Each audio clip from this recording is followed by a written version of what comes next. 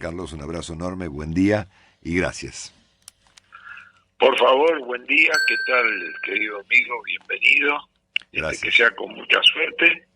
Y ahí un saludo a toda la mesa. Sí, tenemos también un montón de el gente. Mismo deseo. Como yo estoy muy complicado con ciertos trastornos que estamos discutiendo acá, somos 7 por las dudas. Claro. Cosa que Así si nos pasa es. algo no se note mucho. Claro. Bueno, numeroso exactamente. por lo que veo. Un gran abrazo, Carlos, y muchas gracias como siempre. Muchas gracias y gracias por el llamado. ¿Cómo andan? Muy bien, por eso. Debo preguntarte naturalmente, Carlos, tu primera impresión respecto de la actitud del expresidente Macri, conocida ayer, ¿no? Inevitable pregunta. No hay ningún problema. Bueno, primero, mi mayor respeto, arriba de todo, una decisión de carácter personal. Yo creo en esas cosas. Uh-huh. Así que, primero, mi respeto. Segundo, lo definiría como una mezcla de racionalidad y grandeza. Yo diría racionalidad porque es el tercer presidente después de Carlos Menem y Cristina Fernández, donde en un caso Carlos Menem decidió ir, Cristina Fernández se le ocurrió el ajedrez e invento de colocar un presidente, y Mauricio Macri, que tiene esa pátina de racionalidad adicional, ha decidido no ir. Y acá viene lo que yo defino como grandeza. Yo le creo absolutamente, y lo conozco hace muchos años, el hecho de, más allá de su afán de segundo tiempo, dejar intereses personales y trabajar por el bien común. Así que lo encasillo ahí. Y finalmente es un extraordinario antecedente institucional. Extraordinario, sin ningún tipo de revanchismo. Es un presidente que asumió el cargo, no le pasaron el bastón, entregó el cargo en un salón absolutamente adverso, como corresponde.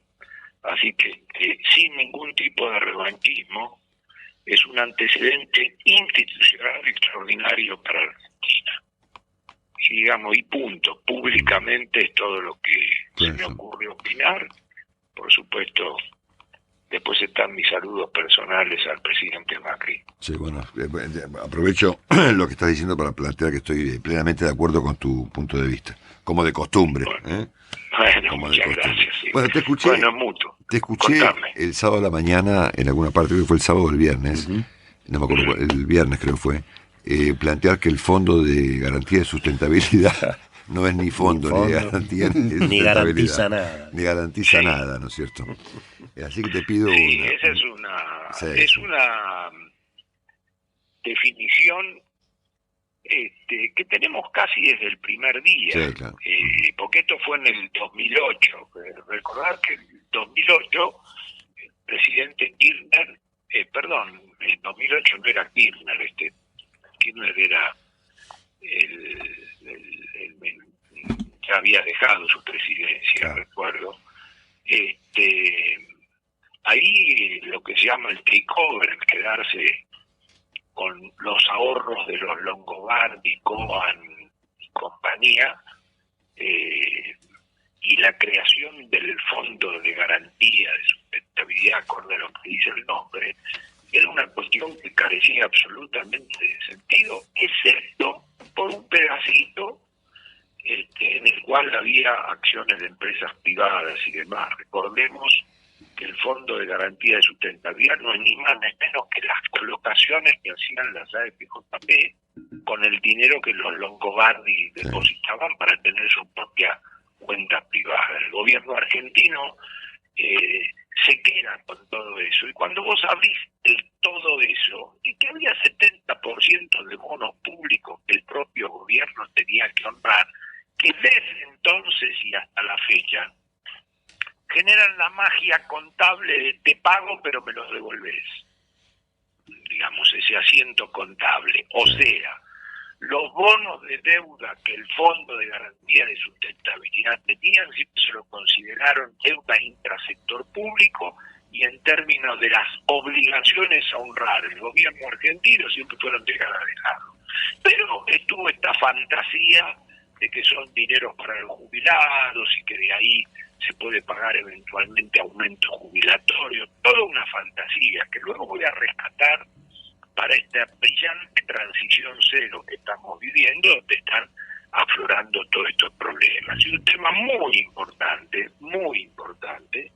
es que en aquel momento el Estado argentino se vuelve a quedar con los flujos, es decir, Longobardi no deposita más en una AFJP mixta y vuelve al esquema de reparto, es decir, plata por la alcantarilla, donde algún día cuando te jubiles te van a decir que cobras. Así que el Fondo de Garantía de Sustentabilidad es una ficción. La estafa fue en el 2008. Claro. Y no hay ni un fondo ni de garantía ni de sustentabilidad de nada. A punto tal, que muchas veces para mejorar las cuentas públicas, o sea, el déficit fiscal, se ha incluido en los ingresos rentas generadas del Fondo de Garantía de Sustentabilidad que se les transfieren al Tesoro de la Nación. Y es un asiento contable a punto tal que si yo digo, tengo que pagar sueldos por 100 y me vienen rentas del Fondo de Garantía de Sustentabilidad por 100 y el déficit fiscal por lo tanto da 0, a la noche o al día siguiente me siguen faltando los 100 para pagar los salarios, y eso va por vía de la emisión de moneda. Así que no lo cree nadie eso, y las rentas del Fondo de Garantía de Sustentabilidad son corregidas cuando se calcula el déficit fiscal, más que corregidas, excluidas como ingreso, porque es una ficción. Entonces, todo esto, lo mejor que tiene todo esto, con independencia de... Después podemos hablar de los mecanismos rebuscados que están detrás de esto, que es juntar plata colocando bonos o bajar los dólares alternativos. Sí. Otra ficción. Porque de una ficción no podemos buscar dos instrumentos. Otra ficción que después lo podemos aclarar. Lo mejor que tiene todo esto, junto con otras cosas que si tenemos tiempo después vamos a ver, es el blanqueo, porque por más que se diga la gente no entiende, la gente entiende. Todo esto es el blanqueo. Y este blanqueo de que esto es una ficción está ocurriendo en los finales de este gobierno. O sea, no es que mañana asume un nuevo gobierno y dice, esto se remoló porque acá no hay nada. Es decir, está blanqueando este gobierno en su tercer año, o quien lo creó, o quien se hizo eco del dinero de nuestros jubilados y demás, eso no es nada, no existe, es cero, excepto las acciones del sector privado, que es una parte muy pequeña de eso. Claro. Carlos, si levantamos un poquito la mirada y observamos el programa un poco más general, nos encontramos con una calificación de Fitch. Yo no sé qué relevancia puede tener esto, pero te lo pregunto, de bajar a la Argentina una nota llamada C, que es ponernos al borde del default, 2.600 puntos de riesgo país prácticamente el viernes, reservas del Banco Central que según Clarín dan netas creo que 1.500 millones de dólares, si es que no es menos, los tipos de cambio para arriba la semana pasada, un pronóstico de inflación de JP Morgan que dio a conocer la agencia Bloomberg creo que el jueves o el viernes, de 138% para este año 2023, y que más, bueno, la sequía naturalmente como un tema dramático desde el punto de vista de la caída de ingresos para la Argentina, para la economía privada y para el sector público. Entonces, y le agregamos este episodio del Fondo de Sustentabilidad, o como queramos llamarlo. ¿Esto te da qué panorama para el resto del año? Este conjunto de datos de las últimas horas, nomás, ¿no?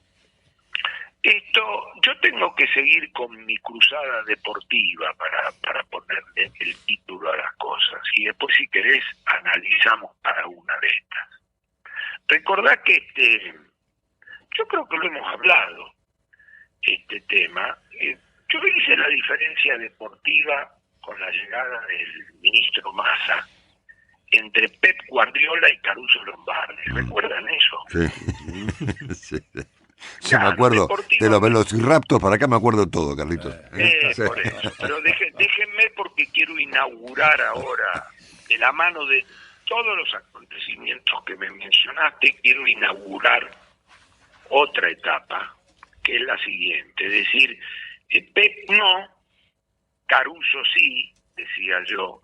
Podría haber sido tomado inicialmente como un trato despectivo, porque el gran Caruso es un técnico local, de cabotaje, especialista en evitar el descenso. Me ayudó mucho la definición del intendente Ferraresi, no lo dije yo, lo dijo él. Dice que llegó el ministro cuando nos salvó del helicóptero. Sí, es decir, Caruso era eso. El primer tiempo de Caruso terminó en diciembre. O sea, asumió en agosto y terminó en diciembre, estabilizó la inestabilidad. Y empezaba un segundo tiempo, desde lo fiscal, monetario y cambiario, más difícil, antes de la sequía. Antes de la sequía. La sequía, de todo el conjunto de cosas que mencionaste vos, es la más relevante, y yo te diría, el conjunto de cosas que mencionaste, donde el epicentro es la sequía y el estado de situación cambiario, fiscal y monetario, me hace pasar de Caruso, que pasa a ser un lujo, a los minutos finales de Alfio Basile en el 5-0 contra Colombia en la cancha de River.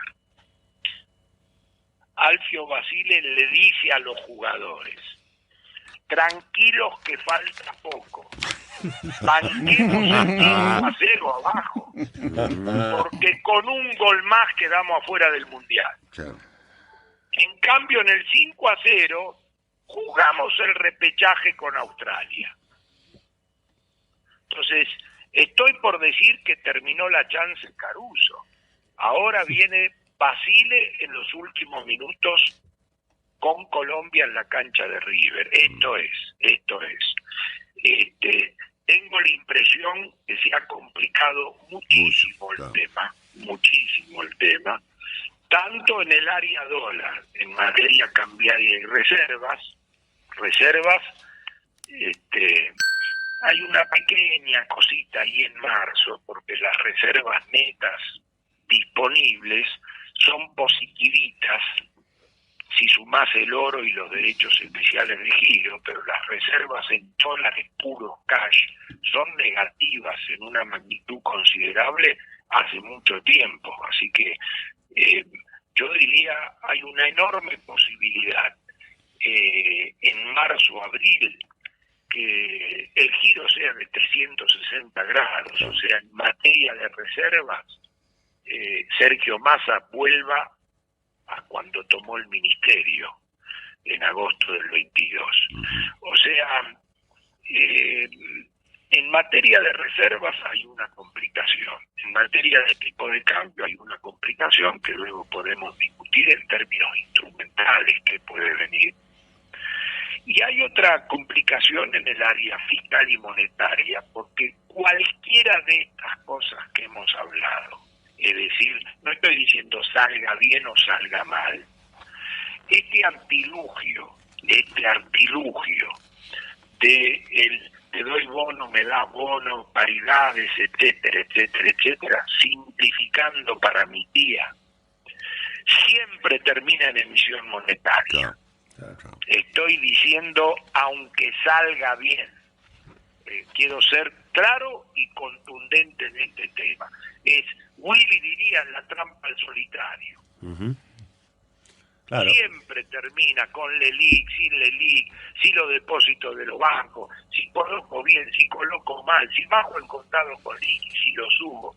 Es un detalle técnico, no para explicar en un reportaje radial, pero esto siempre termina, dame crédito, en emisión monetaria. Claro. Por lo tanto, la actual tasa de inflación, que era una tasa de inflación, o sea, el deterioro es, me tiré el lance de que podía ser 3, nunca me creyeron, pero me tiré el lance. Esto se transforma en que la actual tasa de inflación pasa a ser un piso. Claro.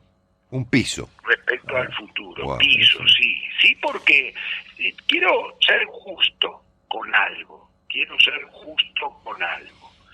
Este es una mala administración en términos de resultadismo, pero además la piña de la sequía es de knockout, tanto en materia de dólares como de impacto en la recaudación de pesos.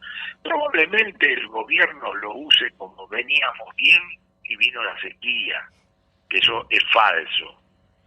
Pero la sequía es de una contundencia tal que al problema cambiario lo agrava y que al problema fiscal lo agrava, y mucho. Y en este contexto, si el anterior agujero fiscal, el supuestamente firmado con el fondo, tenía determinada expansión de dinero que me garantizaba un 90-100 de inflación anual, ahora le tengo que agregar como mínimo 1 billón de pesos de pérdida de retenciones, que no son sustituibles por ninguna medida, ningún impuesto, ninguna decisión, que muy probablemente termine con este artilugio del fondo de garantía, etcétera, etcétera, de mayor emisión monetaria. Por eso estoy diciendo que muy probablemente las inflaciones de 5,5, 6,5 mensual Sea en el piso. no son una garantía ahora, son pisos de lo que puede venir. Por supuesto, no sé si lo vamos a hablar hoy o cuándo, pero esto se va a mezclar luego con el periodo electoral, con las primarias y con las distintas transiciones. Ahora estamos viviendo la primera transición de 3 en términos de lo que estoy pensando a futuro. Claro. La seguimos en la semana o en los próximos días. El doctor Carlos Melcoñá con nosotros. Carlitos, como siempre, un súper abrazo. Gracias por estar con nosotros y estamos en contacto. Un abrazo a todos ustedes y gracias por el llamado. Chao, Carlos. Chao, abrazo.